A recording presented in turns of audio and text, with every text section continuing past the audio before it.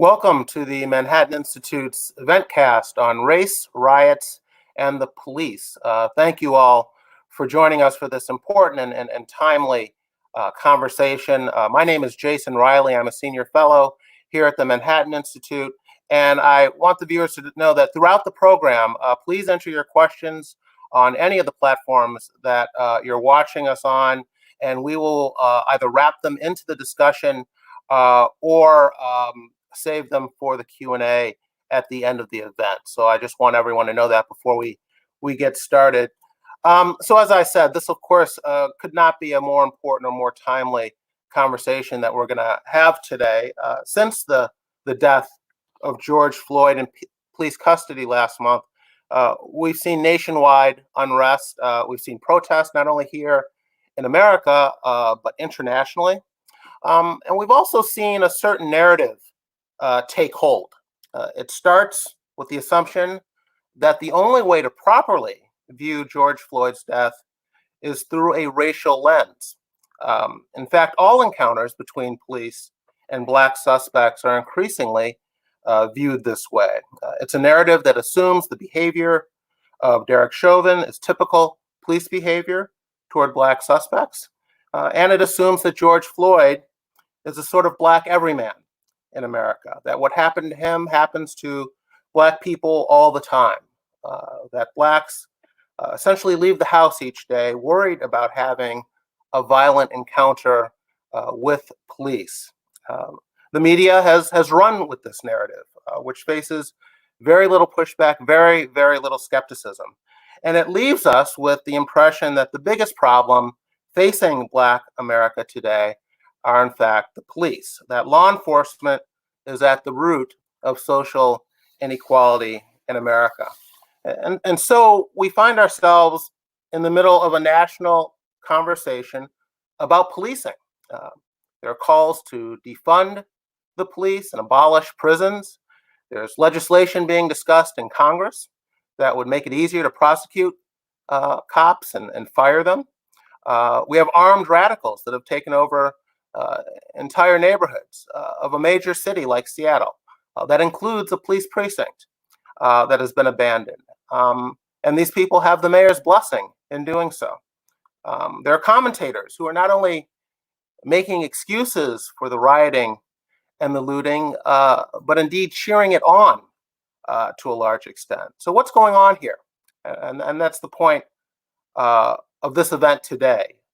We've invited some panelists to talk about that. I'm particularly interested in what they have to say because they fall within the demographic group in whose name all of this is happening. That is, they are young men of color. They're supposed to be the biggest beneficiaries of what's being advocated in the wake of George Floyd's death. So let's get to our panelists. I'll briefly introduce them and then we can get started with the questions. First up, we have Jamil Jivani, who's a lawyer and author, and who heads a nonprofit organization aimed at helping young people called Road Home Research and Analysis. He's a graduate of Yale Law School and the author of the book, Why Young Men? The Dangerous Allure of Violent Movements and What We Can Do About It. And I hope we get a chance to talk about that book. Our next panelist is Ralph Mangual, who is a deputy director of legal policy at the Manhattan Institute and has written widely on urban crime and policing and the criminal justice system in general. And finally, we have Coleman Hughes, who's just recently joined the Manhattan Institute and is a graduate of Columbia University. Coleman has testified before Congress about slavery reparations, and he's written widely about race for any number of publications, including the New York Times and the Wall Street Journal and Quillette. So let's get started with the questions, gentlemen. And I thought I would start with you, Ralph. And with a very basic question that I think a lot of people have assumed, but I wanted to get your take on this. And that is, do we know that the Floyd encounter with police was racially motivated, that it happened because Floyd is Black? Can we make that assumption? And if not, Why have so many people jumped to that conclusion? Yeah, so I mean, it sounds like a simple question, but I think the answer is pretty complicated. The short answer is no. I don't think that we can make that assumption because, as far as I've seen, there's just no evidence that Officer Chauvin harbored racial animus that motivated his actions that day, which were reprehensible, irrespective of what his views on race are. But I think the reason that so many people have assumed that this was racially motivated is because the event fits into a pre-existing rhetorical structure, right? That rhetorical structure is built upon the assumption that policing is a system that was built to perpetuate white supremacy. And so when you have a terrible instance of misconduct like the case of George Floyd, when the officer is white and the victim is black, the question of motivation is assumed. It's considered to be a foregone conclusion. And as to what some of the reasons for that are, I can only speculate. I think one might be the power that we've seen. That these narratives can have to drive change and to obscure facts that get in the way of the change that a lot of people have been capitalizing on these events to effect. I'd like to ask you the same question, Coleman.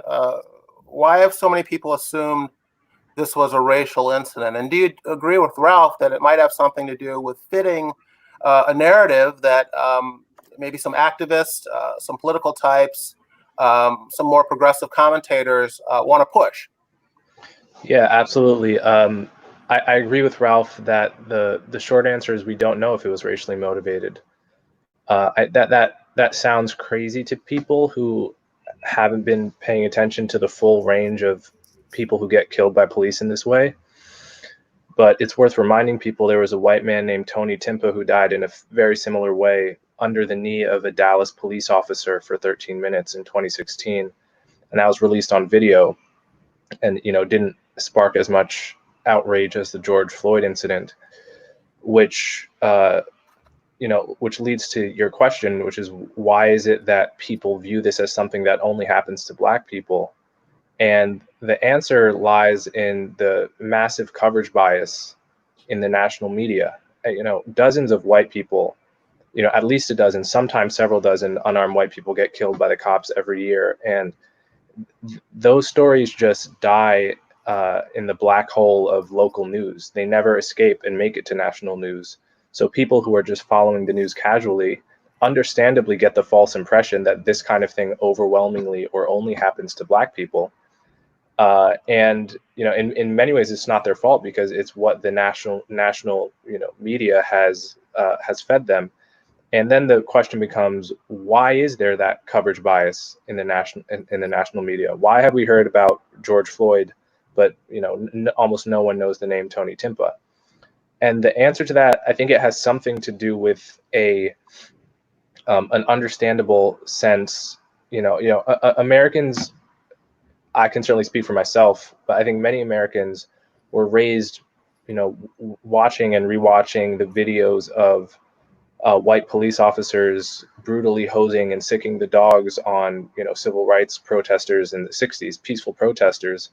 And that kind of mold is imprinted in many ways on the country's moral imagination and almost ingrained in our subconscious. So when we see a white officer doing something to a Black man, it actually hits the American mind much differently and much more poignantly than if we saw a white officer doing the same thing to a white suspect or a Black officer doing it to a white suspect or a Black suspect. Jamil, do you agree with Coleman that the media plays a role here in helping people jump to these conclusions, regardless of whether all the facts have been laid out? That just white cop, Black suspect, must be something fishy going on here. What role does the press play in leading people to jump to conclusions? Yeah, I mean, I do think that the media does play a role. Certainly, the media helps direct our attention to some cases and not others. But part of why the media has the the control on that narrative is that it is speaking to a reality. And that reality is disproportionality and the way disproportionality works in our society. I think when people see George Floyd, for example, being killed by a police officer, it is objectively more likely that it would happen to George Floyd because he's Black than it would happen to a white person. And that alone is that disproportionality is a source, I think, of genuine frustration and concern. I think a lot of Black people across America know that they are more likely to be stopped by the police. They're more likely to interact with the police. They're more likely to have a negative encounter with the police than a white person. Now, why that is the case, I think deserves a much more nuanced conversation than the media currently makes space for. But I do think we need to acknowledge that that is a reality, that Black people are disproportionately experiencing law enforcement in this sort of way. And I think the media wants to point us to certain explanations over others for why that may be the case. Well, let's have that more nuanced conversation. I mean, that's part of why we wanted to have this panel. So why are Black encounters with police, the rate of those encounters, why is it so much higher than with other groups? Are the police picking on Blacks? Are they over policing these communities? Do they have it in for Blacks? What explains this disproportionate number of encounters between Black communities and police officers? Well, a big part of that, I think, is the way violent crime is dispersed in a city and in a given geographic area. If you live in a majority Black neighborhood, you're more likely to be exposed to gang violence, to gun crimes. You're more likely to have to worry whether your kids are going to make it home safe after going to school or going to visit a friend's house. And so you're calling the cops and you're relying on the cops to provide some sort of stabilizing presence for community safety. And because of that, Black people are going to interact with the cops in a disproportionately higher rate. Is prejudice and bias a factor? I'm sure it is, just like prejudice and bias is a factor in every other part of life. It's part of how human beings think and experience the world. But I do think that the way violent crime is distributed in American cities is a big part of why police are having more common interactions with Black individuals than others. Okay. Ralph, Jamil says that racism still exists. It could be playing a role here in the way communities are policed. Congress is right now considering some reforms, including making it easier to fire cops or prosecute cops. Police aren't perfect. People can be taken out to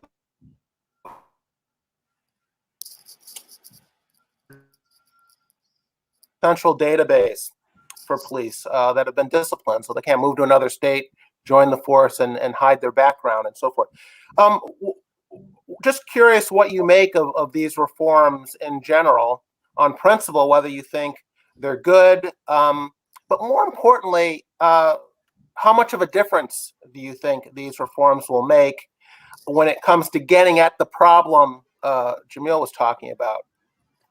Yeah, I mean, look, I think that's really kind of the right question. And before you answer it, I think we have to get a realistic picture of just how big of a problem police violence is, right? One of the problems, as I see it, within this broader debate, is that there's been this kind of toxic narrative that's caught fire, particularly in the Black community, which says that policing as an institution can be fairly characterized by unjustifiable uses of force, the majority of which are purposefully reserved for Black and brown people. This is false, right? Police use of force is extremely rare, and that's true whether we're talking about lethal force or non-lethal force, right? Lethal force is used in about 0.003% of all arrests, and that's coming from estimates from 2018, where police made 10.3 million arrests.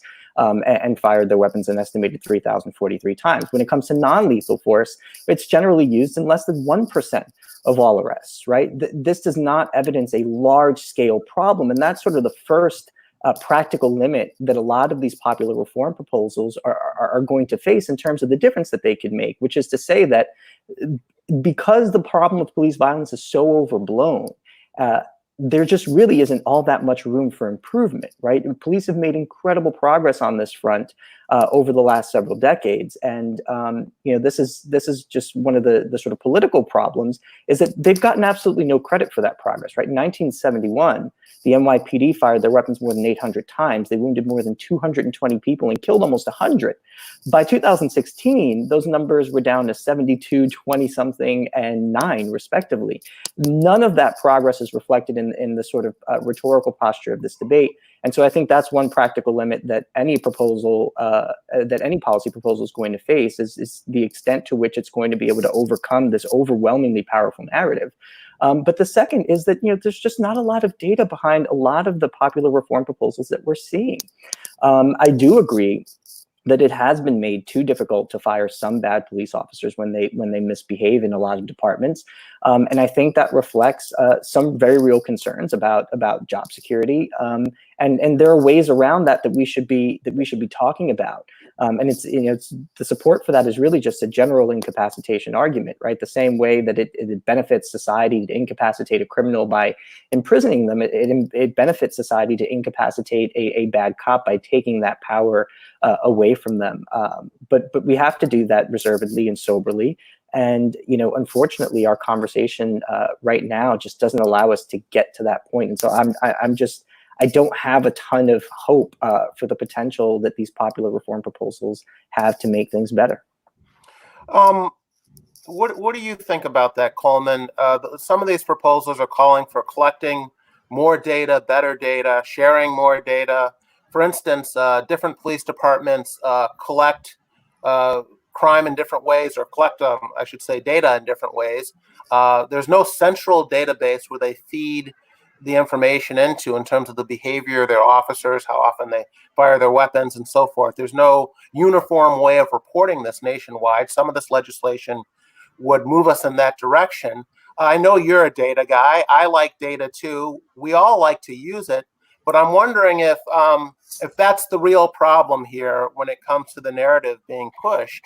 And if they had better data, we wouldn't see the narrative that we see pushed out there. I'd like to see more data too. Do you think it would make much of a difference in terms of changing the conversation we're having nationally? Yeah, so I'm pretty aligned with Ralph here, and so there are two things to say. One is which reforms make sense. I think transparent data makes a lot of sense to me. Universal body cams makes a lot of sense to me. Perhaps changing qualified immunity, although I can sort of see both sides of that one. Demilitarized weapons makes a lot of sense to me. But then there's this other question of how much will that address the problem of deadly shootings of unarmed Americans? And here I am rather pessimistic, because I think we're misunderstanding why these shootings happen to begin with. First, there's Ralph's point that the numbers are very low to begin with, and it's harder to bring them lower from a low point than to bring them low from a high point.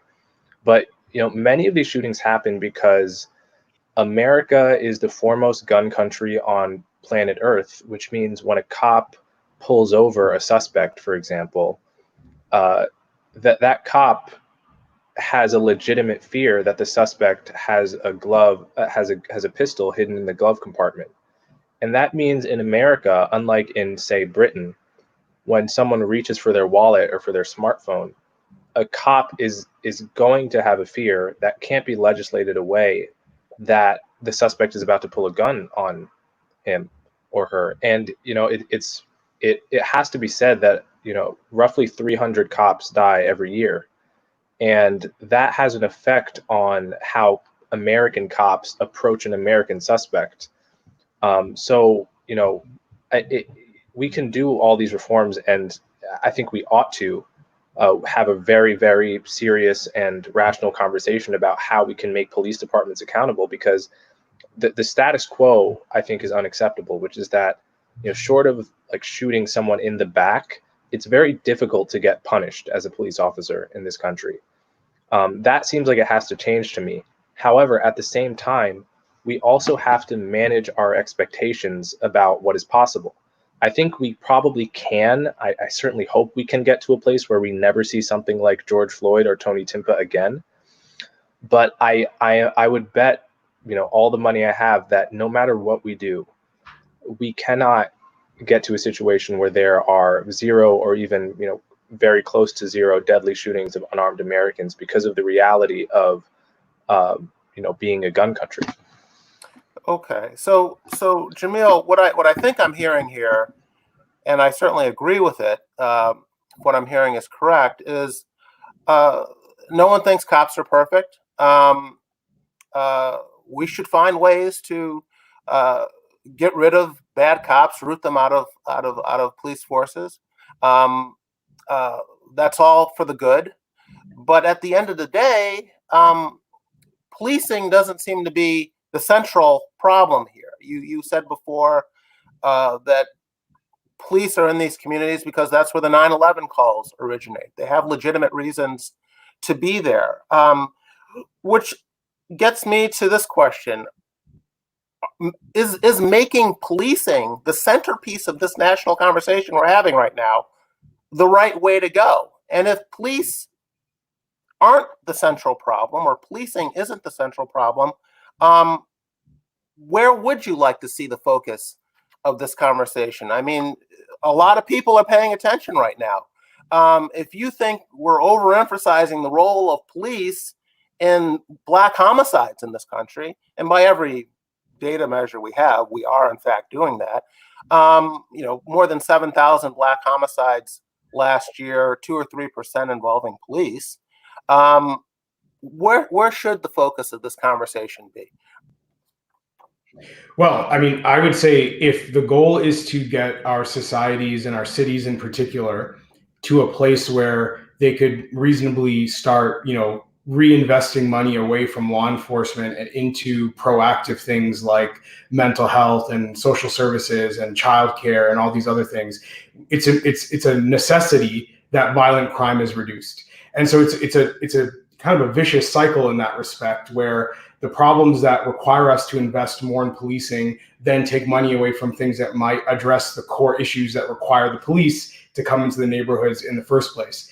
Every police officer and police chief I've spoken to readily acknowledges that these are problems we are not going to simply arrest our way out of. The lesson, I think, of the last 25 years is that law enforcement can have a heavy hand on crime, but that will also have devastating effects on families and communities at the same time. So there is a role for the communities themselves to play. And I think a lot of Black Americans that I've worked with understand that there's a tension there between addressing the need to address violence in our neighborhoods and also create conditions for the police to interact with our young men less often. Where I don't think that tension is appreciated is among people who shape the narratives and don't live in neighborhoods where we have that very real tension on the ground. If you don't have to worry when you see on the news that a shooting has happened and you're not thinking, well, what intersection did that take place? Because maybe my mother or my cousin lives there, then you probably don't have the real value of police on your mind on a regular basis. So there's a broader class dimension, I think, to this, where if you are privileged enough to not need the police, it's easy to vilify them. But if you live in a situation where you need the police and you see their immediate value, I think you necessarily have a more complicated worldview. And Black Lives Matter as a community group that has emerged to provide a voice on this issue, I think reflects where there is a class difference here. Black Lives Matter is very out of step, I would say, on many issues, at least its leadership is, with the opinions of the average Black voter in America. I mean, if Black Lives Matter was an authentic voice for the majority of Black people, I don't think Joe Biden would have won the Democratic primary, for example. I don't think you'd see in polls and surveys that people do want to talk about things like family. There are more positive views on law enforcement among the average Black voter than Black Lives Matter would lead you to believe. There's a lot of, I would say, rather conservative or center-right views on economics and the need to create jobs and opportunities and education reform for Black families. So I think that on the ground, we already see it as a more complicated conversation. The police are not the center point. It's in the, I would call it an upper class, or let's say what Michael Lind, the author of The New Class War, would call a managerial class narrative that I think puts police as the center of the problem. Well, let me ask you a quick follow-up Jamil, because I know you've written about um, role models and guidance in these communities, particularly for young Black men, the hip hop culture and that's influence, rap music, and so forth.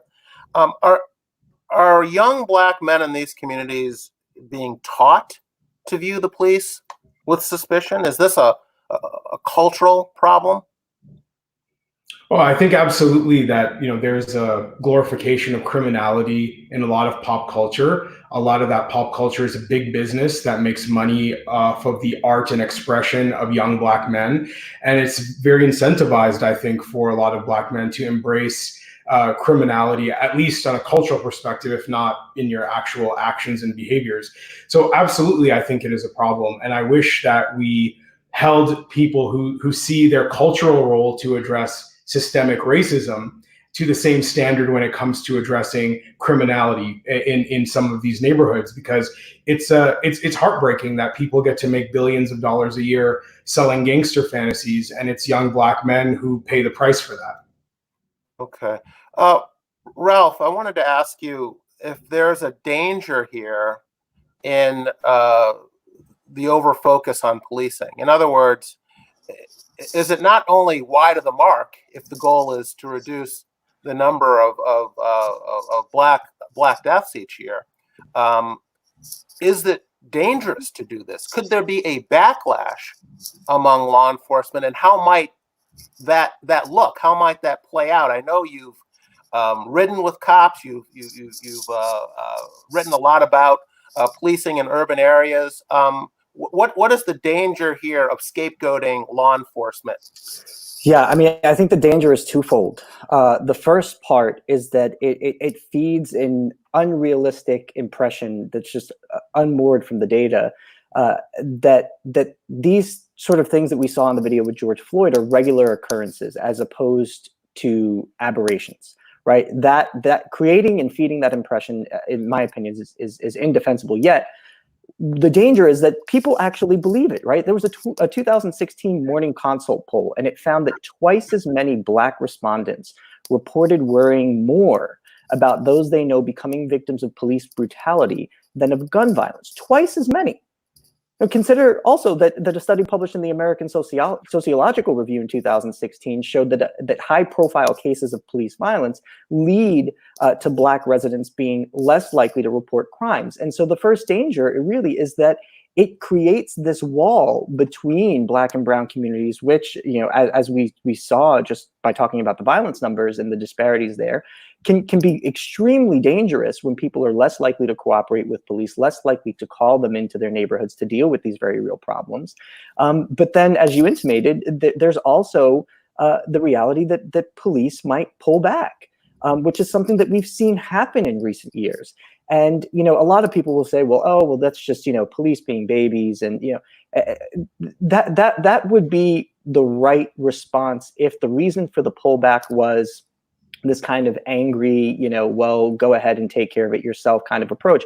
But actually, I think much of the pullback is just real fear, right? I've spoken to a few police officers in the last week in departments around the country, actually, and they've all expressed just a real sense of insecurity. I don't know what's going to happen if I approach this guy, and maybe I should just lower my risk profile here. And over the long run, one of the dangers that this is going to have is that a lot of these sort of reforms and a lot of this sort of rhetorical posture that demonizes police is going to lead to that job becoming more physically risky and more legally risky. And as you increase the risk profile of a certain career, of a certain profession, right? One of the ways that people calculate whether a risk is worth taking is by considering their other alternative options. And the more risky an endeavor becomes, the less attractive it becomes to people who have better alternative options. And so what we're going to end up potentially doing is making policing attractive to a sort of group of people that don't have very many options, which means that the recruiting pool is going to constitute people with lower IQs, less educational attainment, less stable psychological profiles. And ultimately, and perhaps ironically, that might end up actually exacerbating the police violence problem that we've worked so hard to get down to zero. And so, yeah, these are real dangers, and they also inform, in my opinion, radical and just dangerous reform proposals that pursue decarceration at any cost, that pursue depolicing at any cost, and those have consequences too. Right? There was a woman killed in the summer of 2018 in Chicago. Her name was Brittany Hill. She's 24 years old. She's standing on the street in front of her house, holding her 1-year-old daughter. A car pulled up. This little girl waved to this car, and the guy in the passenger seat opens fire and hits Brittany Hill in the torso just below where she was carrying her daughter, and she fell and collapsed and died in the street, shielding her daughter from gun violence. And that little girl's going to grow up without a mother now. And the reason that plays into this discussion is because the person charged with her murder, Michael Washington, had 9 prior felony convictions, including one for second-degree murder. God knows how many dozens of arrests. He was on parole at the time. And, people ask themselves, well, how can somebody like that be on the street? It's precisely because this pursuit of criminal justice reform at any cost, this pursuit of decarceration at any cost, put him there. And it cost a young woman her life, and no one deserves to die like that. And it breaks my heart because precisely because of what you pointed out, which is that there are real dangers here that no one really wants to consider. Coleman, Jamil talked about the prominence of groups like Black Lives Matter being able to drive the narrative here, and also the different perspectives. If you live in one of these communities, and your relationship with police versus if you live outside of these communities and are speaking from that perspective. He also talked about culture, though. Why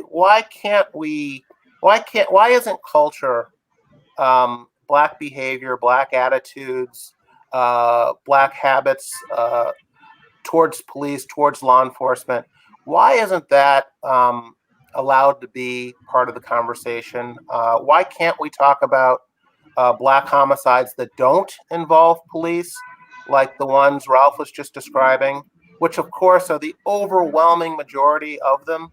Why is it so difficult to have an honest discussion about the role that Black culture is playing here when it comes to incarceration rates, crime rates, and so forth, even though that seems to be the biggest elephant in the room?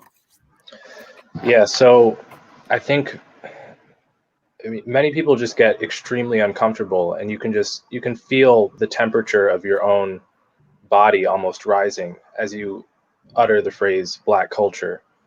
But if you lower the temperature and think about it, and think about what is important to discuss, every group has a particular history and a particular culture that is shaped by that history. And if cultures were all the same, we wouldn't have any need for a word like multicultural. And so, the difference between how many Americans seem to view Black people and white people is that white people are this group of people that they can behave good or behave bad. If they behave bad, they deserve to be called out and shamed and implored upon to change their behavior. They are agents in the sense that they can make decisions and be held responsible for those decisions. That's why we condemn white cops for being bad, or why we condemn Amy Cooper in Central Park for calling the police on a man she ought not have called the police on, and using race in that way.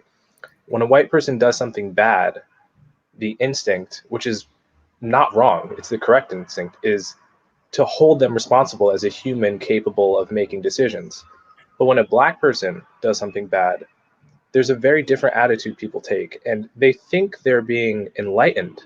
They think this is a sign of their moral superiority, that they don't blame a Black person for doing something bad. But it's actually the opposite. The only people you don't blame for doing something bad are like children, babies, and dogs, because you understand that if they do something bad, they can't be appealed to change their behavior. So by excusing any kind of misbehavior, by Black people. People think they're doing the morally enlightened thing, but it's actually the essence of dehumanizing.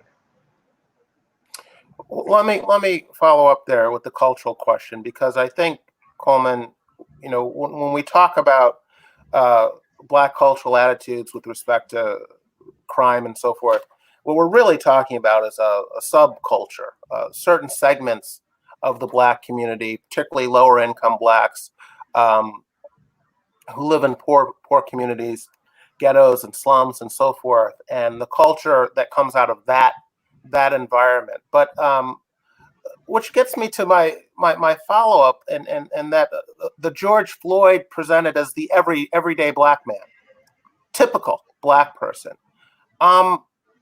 Why do the sort of worst performers among Blacks get to represent all Black people? Most Black people are not criminals, let alone career criminals. Most Black people are not drug addicts. Most Black people are not poor in this country. Yet, it's the sort of outlaw, the Black outlaw, the criminal, the drug dealer, and so forth that gets to represent Blackness in America. And I find that very troubling, but I don't see it ending anytime soon. It seems to be something, and you spoke about some people feeling sort of good about themselves, that this is a way of caring about the Black community, when in fact these individuals don't really represent the Black community. Yeah, well, I think there's I think because of the history of white supremacy going back to slavery, one of the features of Black American culture is a deep sense of identity via victimhood. And ultimately that can be blamed largely just on how entrenched racism has been throughout American history. That when you beat a people down for hundreds of years, it's fairly natural for them to have a sense of identity rooted in victimhood to some extent, but it's a deeply unhealthy reaction, because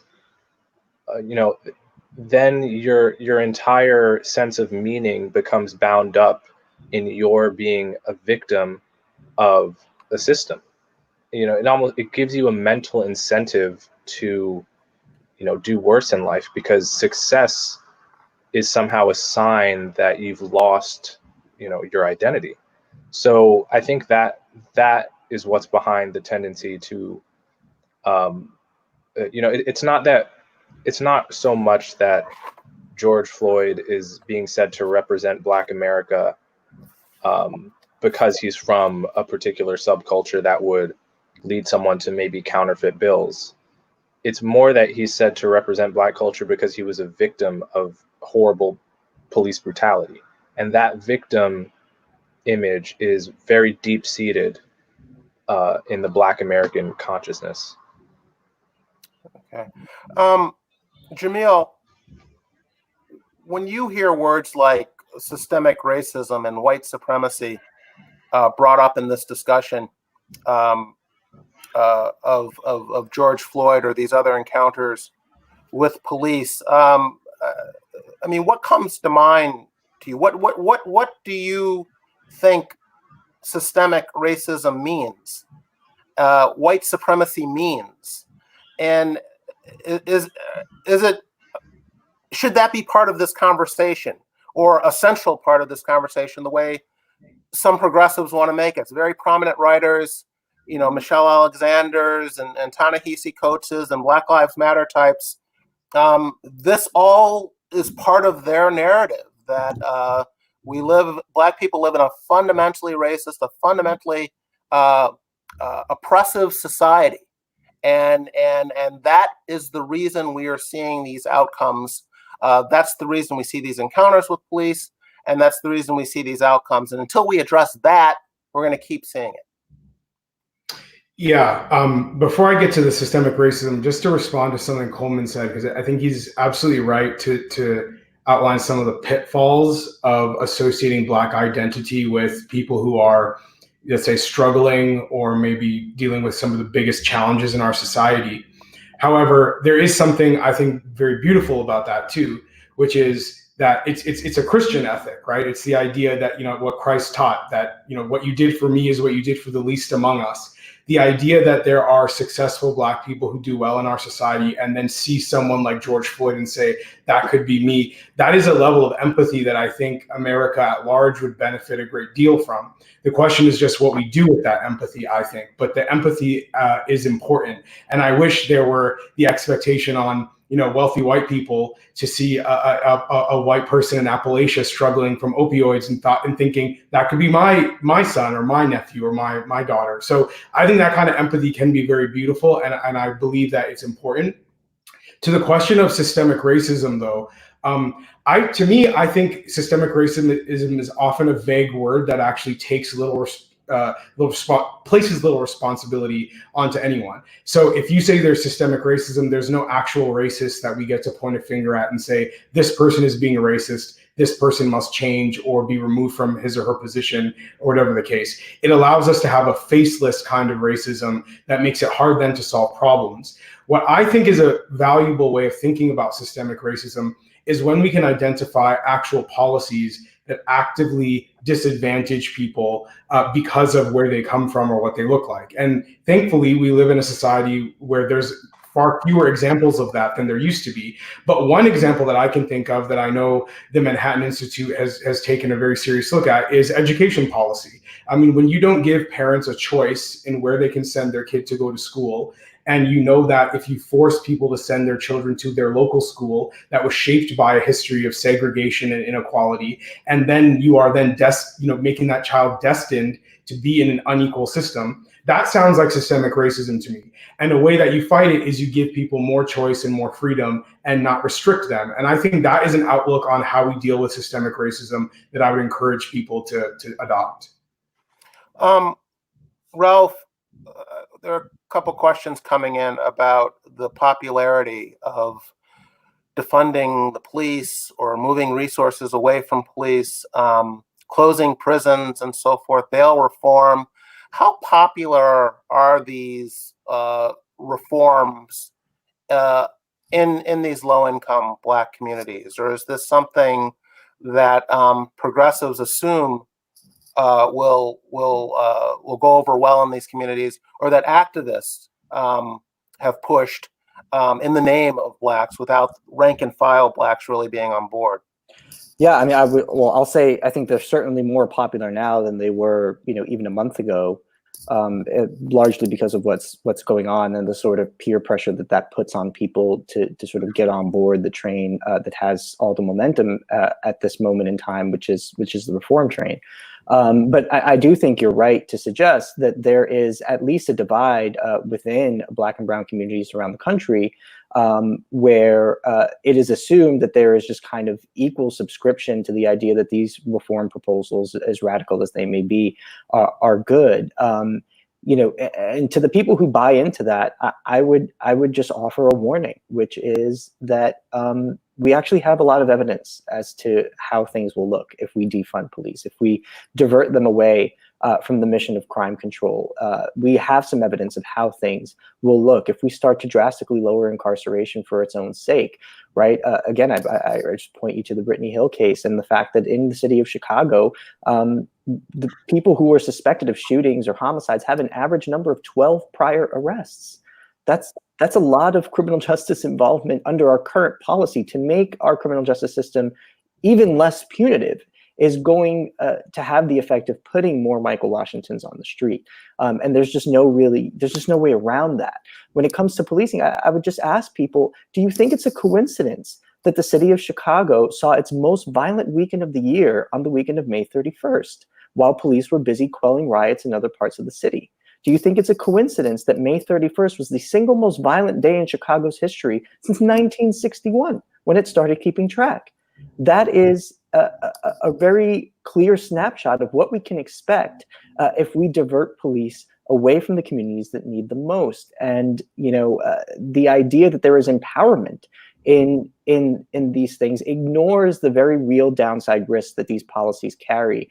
And those downside risks are not going to be equally borne by people across the United States. And so, when Jamil says, that he's frustrated by the fact that, a lot of these activists don't even live in the communities on whose behalf they're purporting to speak, I sympathize with that because, homicide is extremely concentrated in the United States. Just 2% of counties account for more than 50% of all murders. And even if you take a city like Chicago, the South and West Side has a drastically different public safety picture than the North Side of that city does. And to say that we ought to just, from the top down, place these risks on the most vulnerable populations within our country, I think is just irresponsible. Coleman, well, first I was wondering if you had any thoughts on the use of these phrases like systemic racism and white supremacy that just get thrown around in these conversations on the left. And I wonder if they mean different things to different people or if they have no real meaning at all. So if you have any thoughts on that, I'd like to hear them. And then I'd like you to talk a little bit about how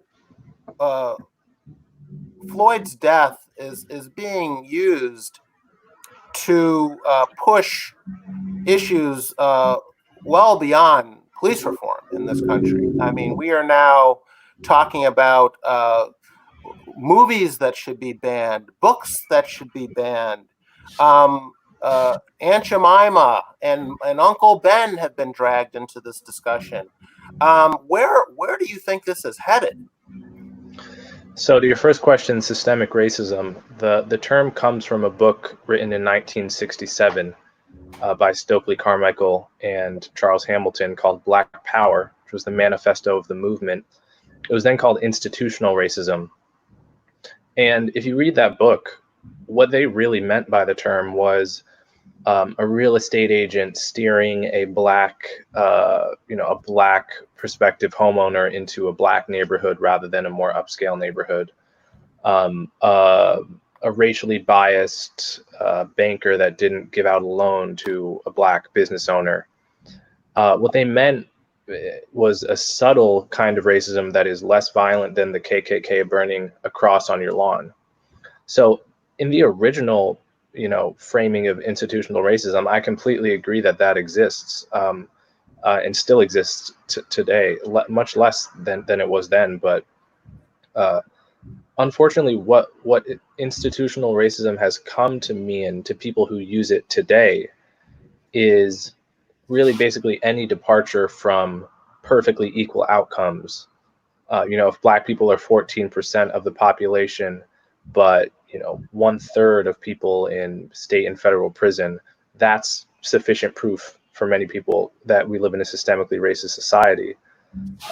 And I probably shouldn't have to say this obviously to the people here, but that's an extremely superficial analysis of the problem. You haven't looked at disparate crime rates. You haven't looked, you're operating on the assumption that everything should be equal when that hasn't happened anywhere on earth for any group of people, rather than simply trying to make things better for the people at the bottom of society, regardless of their race, which ought to be the focus, in my opinion. And to your second question, I'm always curious, what does, if you're trying to get the Aunt Jemima logo changed or trying to get your local statue torn down, listen, I don't particularly care about any of these things. I'm not gonna, waste too much energy trying to preserve them. If people want to change them, that's just the way of the world. But you should stop and ask yourself, what are you doing? How is this helping the issue of police brutality? Or how is this helping to reduce racism? Actually ask those questions as if for the first time. And, in general, the answer is absolutely nothing. What this is doing is giving us a sense of having accomplished something, while all of the very real questions, all of the very real problems that people on the left and the right want to address, albeit in different ways, remain. Jamil, if you could pick up on that a little bit, we're talking about taking down statues, banning books and movies and so forth. You know, I know a fair number of progressives. They're smart people. They know that you know, taking down a statue of Jefferson Davis isn't going to close the learning gap in schools, or you know, or boost home ownership, or black incomes, and or reduce black crime rates. It may be a worthy cause, but you're not getting much bang for your buck if the goal is reducing social inequality. So why the focus? Why expend so much energy on these relatively marginal things in the grander scheme of things? Yeah, it reminds me of when I was a student at Yale, and New Haven, Connecticut, where Yale is, has one of the greatest wealth disparities of any part of America. And my classmates in Yale would get very excited about wanting to change things like the name of one of the colleges in the university because it's associated with someone who was a bad person in history. But they wouldn't get nearly as excited about, I don't know, maybe making the schools better in New Haven so that the black kids who grow up in New Haven have a chance to go to Yale one day. And that difference in perspective always puzzled me. I think part of it is people wanting to feel like they're powerful, and it feels to them more achievable to change things like the name of a college or the logo of a pancake syrup, or whether a statue is up or down. I think being reminded of your power as an activist is sometimes a very appealing thing. And so maybe it's the achievability of some of those goals that is part of the appeal. I also think part of the appeal goes back to the whole class thing that I brought up earlier, which I think is a really, really important issue. And I believe a lot of people on the right of American politics are starting to wake up to the realities of class in American society, which is that, someone at Yale just doesn't have the same interests as someone growing up in New Haven, going to a not so great school, even if they look the same. And I know that's hard for people who think that race is such a controlling variable for what our political agendas should look like. But the truth is that that's just not the case. And it's unfortunate that some people don't want to recognize that. But I think the example you're giving about these symbolic gestures toward inequality, where in a finite amount of time and energy, we probably should be focused on bigger fish to fry. I think that's a sign of just class being a bigger variable in what people choose to spend their time on. Okay. We don't have a lot of time left, and I wanted to pose a question and get an answer from each of you, if possible. And it has to do with how tolerant you think the country at large will be at this agenda being pushed by, I would say, a relatively small minority of Americans, progressives, leftists, activists, and so forth. And right now it's being indulged, I think, largely. But I wonder how long white America in particular, which is still obviously a very large majority of this country, is going to put up with it. How long are they going to let, Nicole Hannah-Jones rewrite American history by telling us it's founded on slavery? How long are they going to let people tell them which movies they can watch, which books they can read, which words they can use? Is there going to be is there a backlash that's going to come at some point from white America in particular? And I would just like to get each of your thoughts on that. Maybe you could start, Ralph. Yeah, I think if I were answering that question just based on recent history, specifically like post 1968, where I think there was a lot of evidence that the riots there sort of gave rise to Richard Nixon and a lot of kind of the law and order politics that animated our approach to crime, policing, and incarceration from the 70s to the 90s, I would say that the answer to your question is yes, I think we can expect a backlash. However, I think the dynamics on the ground are just very different today. I think there is exponentially more pressure being brought to bear on white America in particular, that I'm not so sure there's going to be a willingness to fight back at least very loudly. So I'm not convinced that there will be a backlash this time around. What I do think will happen is that people will start to very quietly kind of retract from interactions that are more fraught, retract away from cities, and that can be really devastating. That the kind of disinvestment that will follow that, I think, can really hurt Black and Brown communities in particular, and I think can make for future conversations in our country that require us to kind of be on the same page more difficult to have. And ultimately, I think it just kind of really tears at the fabric of our nation, which is built on integration and intermingling at a really necessarily high level. And I worry about what that portends. How about you, Jamil? Coming backlash, or will we just see statues of Thomas Jefferson coming down?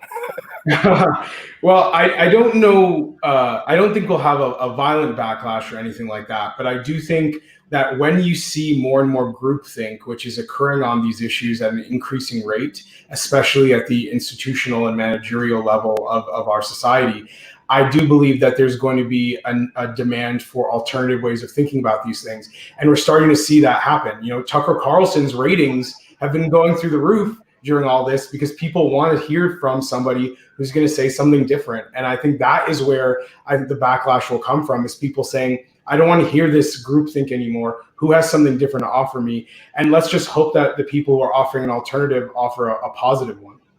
Well, that's interesting, Coleman. He mentions Tucker Carlson, who's been in the news lately. His ratings are up, but he's having trouble keeping advertisers, which tells you corporate America might be a little skittish here, even if there's a large majority of other Americans who want a straight shooter.